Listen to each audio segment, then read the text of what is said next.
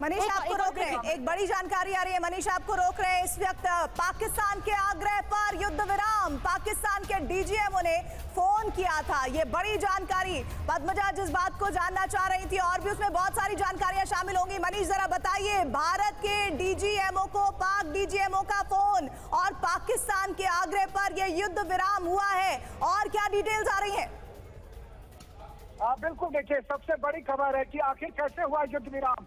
तो युद्ध विराम ये हुआ कि आज दोपहर में पाकिस्तान के डीजीएमओ की तरफ से फोन किया गया, आग्रह किया गया कि सीज फायर करते हैं, और उसके बाद फिर सीज फायर पर सहमति बनी।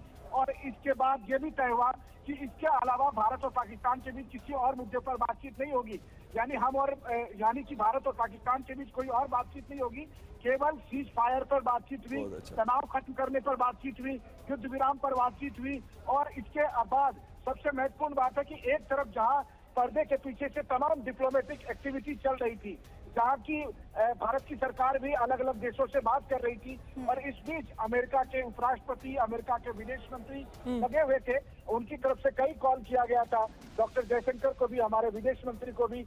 बल्कि जो खबरें आ रही है उसके मुताबिक अमेरिका के उपराष्ट्रपति की प्रधानमंत्री नरेंद्र मोदी से भी बातचीत हुई है, ये दावा भी किया जा रहा है अमेरिका के विदेश मंत्री की तरफ से।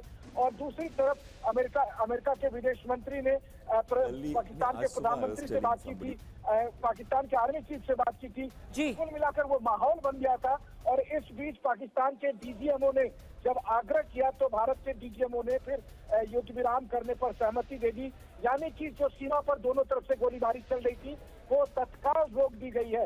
और अभी कुछ देर से जो गोलीबारी नहीं चल रही है उसका कारण यही है कि दोनों पक्षों में ये सहमति बन गई कि अब सीमा पर गोलीबारी अभी नहीं चलेगी, पाकिस्तान को ये ड्रोन और नहीं भेजेगा। वैसे भी वो जो ड्रोन भेज रहा था वो सब बेकार हो जा रहे थे, उसे मार गिराए जा रहे थे। और अब पाकिस्तान के डीजीएमओ के आग्रह के बाद युद्ध विराम कर दिया गया है।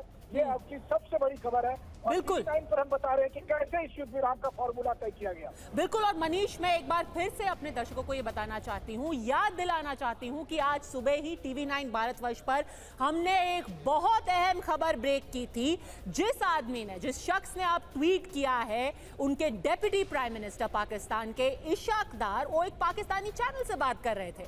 पाकिस्तानी चैनल से बात करते हुए उन्होंने क्या कहा? We have conveyed to America, if India doesn't respond any further we will not escalate. और ये कब हुआ?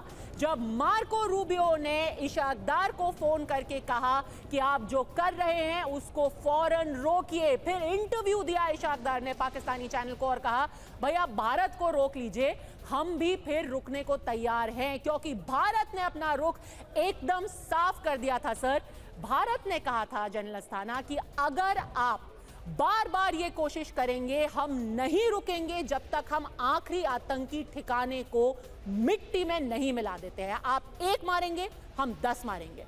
अब पाकिस्तान ने अमेरिका को ये सिग्नल्स देने शुरू कर दिए, प्लीज भारत को रोकिए, हम भी रुकने को तैयार हैं। जनरल अस्थाना। बिल्कुल, अगर आप देखें तो पाकिस्तान की स्ट्रेटजी ही यही है कि टेरर अटैक किया और उसके बाद में छुटपुट ड्रोन दिखाए, ड्रोन मारे, और उसके बाद उसका प्रोपेगेंडा करा अपनी लोकल पॉपुलेशन के लिए कि जी मैंने बहुत कुछ कर दिया। और साथ ही साथ उनके पीछे लग गए, अमेरिका के पीछे, कि किसी तरीके से भारत को रोकिए। तो वो अभी लगे हुए हैं कि किसी तरीके से भारत को रोकिए। और जाहिर है कि अमेरिका ने इंटरवीन किया और कुछ सबक पाकिस्तान को भी मिले होंगे कि इस किस्म की हिमाकत जो टेरर अटैक आपने किया है ये दोबारा ना करे। भारत ने भी अपनी पोजीशन साफ की है कि भाई अगर इसके बाद में अगर कोई टेरर अटैक हुआ तो उसको हम एक्ट ऑफ वॉर मानेंगे। और ये स्टेटमेंट भी कुछ समय पहले आई है। तो जाहिर है कि ये जो स्टेटमेंट्स आ रही हैं, जो ट्वीट्स आ रहे हैं, इसके ऊपर अभी औपचारिक स्टेटमेंट भारत की तरफ से अभी आना बाकी है। हम उम्मीद कर रहे हैं कि शायद जब ये अभी स्टेटमेंट आएगी, प्रेस स्टेटमेंट, तो शायद ये अनाउंसमेंट हो। और ये अनाउंसमेंट एक तरीके से सभी के लिए अच्छा है।